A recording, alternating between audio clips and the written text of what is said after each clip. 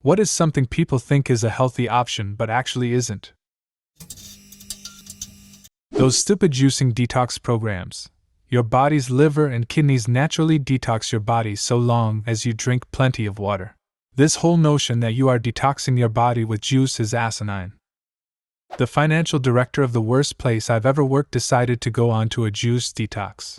Each tiny bottle was like 5 pounds, this is back in 2016, and his diet was literally 5 of those bottles a day.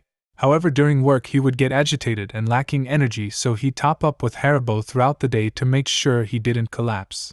Very fucking healthy. Shielding their children from every conceivable horror in the real world until they're 18 and naive as fuck. Straight up let your kids get scraped knees and watch an R-rated movie every once in a while. The fights to remove books from high school libraries are scary. Like, the military recruiters in the cafeteria are a-okay, but God forbid little Jimmy read a book that mentions sex.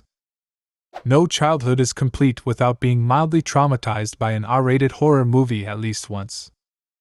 Sugar sneaks its way into all sorts of healthy foods. Make sure to check the nutrition facts if you are watching for it. I'm looking at you, granola. Ice cream is better on the glycemic index than granola. I think a lot of millennials and Gen Zers are beginning to catch on to how bad it can potentially be. But I think dedicating your life just to work is really unhealthy. I mean, fair enough if you have a job you really enjoy. But even so, if you dedicate almost every waking moment to your job, there's a problem generally. It's not a great attitude, live to work.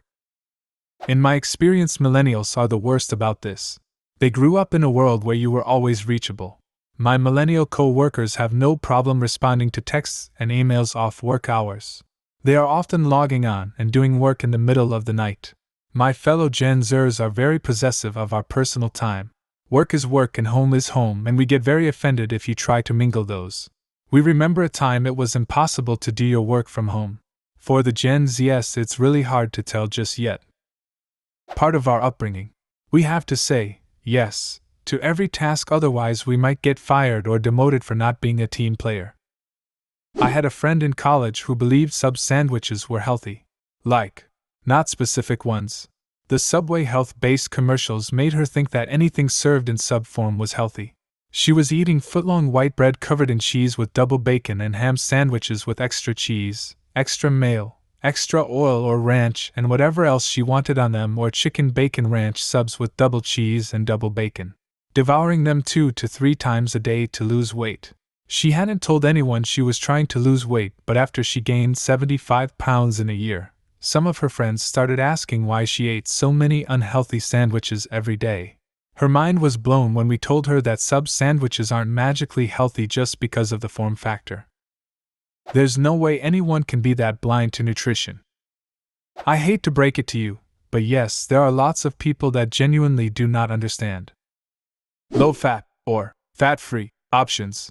These products often have added sugars and other unhealthy additives to compensate for the lack of fat.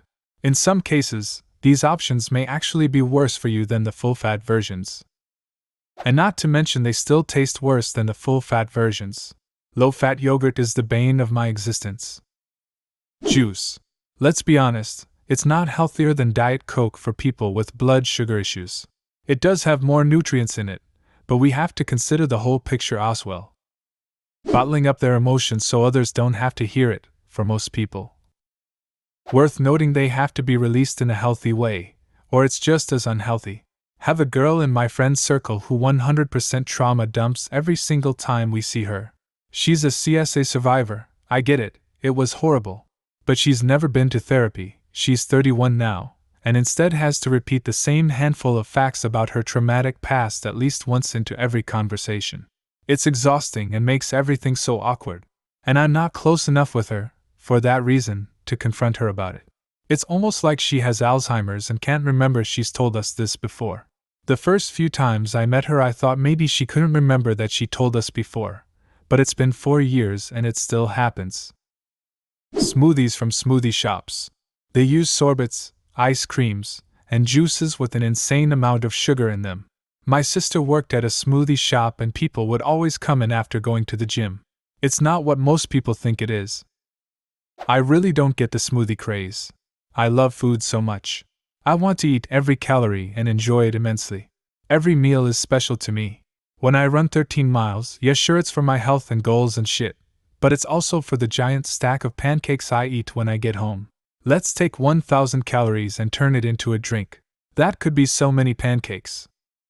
Not getting angry. Holding in your negative emotions not only increases your cortisol stress levels, it also prevents you from opening up about the things that are holding you back.